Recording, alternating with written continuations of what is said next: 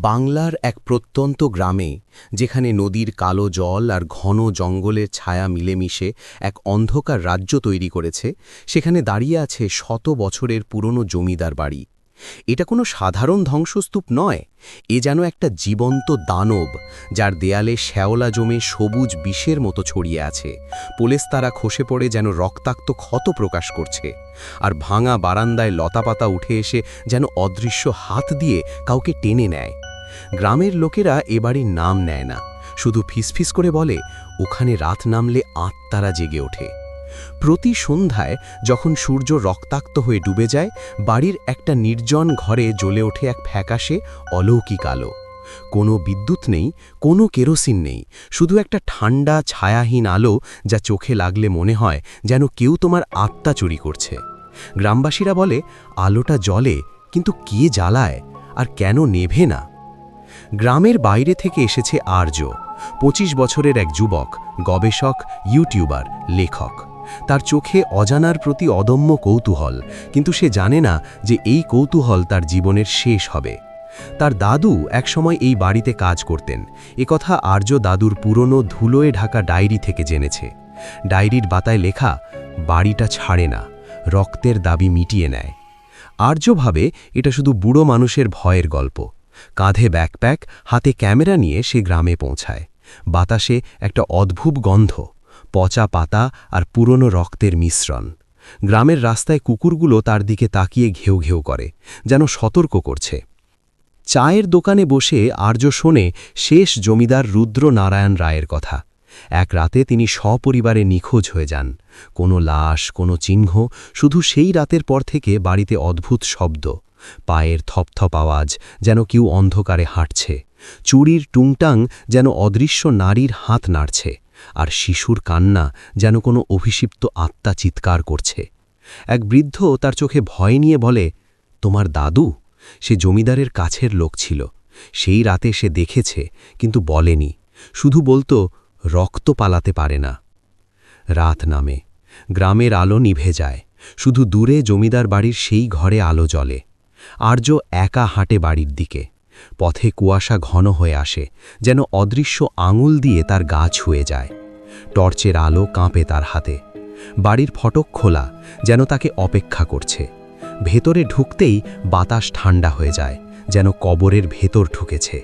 দেয়ালের পুরনো ছবিগুলোতে চোখগুলো ঘুরে তার দিকে তাকায়, যেন জীবন্ত হয়ে উঠেছে। হঠাৎ চুড়ির আওয়াজ, তারপর শিশুর কান্না, যেন কেউ তার কানের কাছে ফিসফিস করছে। আর্যের গায়ে কাঁটা দেয়, ঘাম ঝরে। সে ক্যামেরা চালু করে, কিন্তু লেন্সে কিছু দেখা যায় না, শুধু অন্ধকার। একটা ঘরের দরজা নিজে নিজে খুলে যায়। ভেতরে পুরনো প্রদীপ জ্বলছে, ফ্যাকাশে আলোতে ঘরটা যেন রক্তাক্ত। সামনে বসে আছে এক বৃদ্ধ, ধুতি পাঞ্জাবি পরা, চোখ গভীর, মুখ আর্যের মতোই। কে আপনি? আর্যের গলা কাঁপে। বৃদ্ধ হাসে, তার দাঁত হলুদ আর ধারালো। আমি রুদ্র নারায়ণ রায়, আর তুমি আমার রক্ত। রুদ্র নারায়ণ বলতে শুরু করে সেই ভয়াল রাতের কথা। জমিদারির লোহে তিনি অশুভ শক্তির সঙ্গে চুক্তি করেছিলেন, অমরত্বের বিনিময়ে পরিবারের বলিদান। আর্যের দাদু হরিনাথ ছিল তার অবৈধ পুত্র, জমিদারের স্ত্রীর গোপন প্রেমের ফল। সেই রাতে হরিনাথ সব জানতে পারে। সে চেষ্টা করে থামাতে। বাড়ির ভেতরে সংঘর্ষ হয়। রুদ্র নারায়ণ তার স্ত্রীকে ছুরি দিয়ে আঘাত করে, শিশু সন্তানকে প্রদীপের আগুনে ফেলে। হরিনাথ লড়াই করে, কিন্তু অশুভ শক্তি তাকে ছুঁড়ে ফেলে। কোনো মতে সে নবজাতককে, অর্থাৎ আর্যের বাবাকে নিয়ে পালায়, কিন্তু রুদ্র নারায়ণ নিজেকে বন্দী করে প্রদীপে। যতদিন না রক্তের উত্তরাধিকারী ফিরবে, ততদিন আত্মা আটকে থাকবে। হরিনাথের জীবন অভিষিপ্ত হয়। স্বপ্নে সে কান্না শোনে, দেখে রক্তাক্ত হাত। তোমার দাদু পালিয়েছে, কিন্তু রক্ত? রক্ত তো ডাকে, রুদ্রনারায়ণ বলে। তার চোখ লাল হয়ে ওঠে। আর্য বোঝে, তার শিরায় সেই অভিষিপ্ত রক্ত। সে দৌড়ে পালাতে চায়, কিন্তু দরজা বন্ধ। চারদিক থেকে শব্দ ওঠে, পায়ের আওয়াজ কাছে আসছে।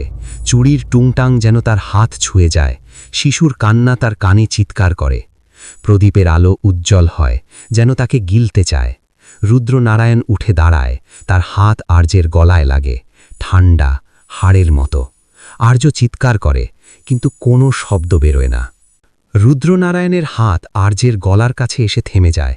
তার চোখে লাল আভা, কিন্তু আর্যের মধ্যে হঠাৎ একটা অদ্ভুত শক্তি জেগে ওঠে।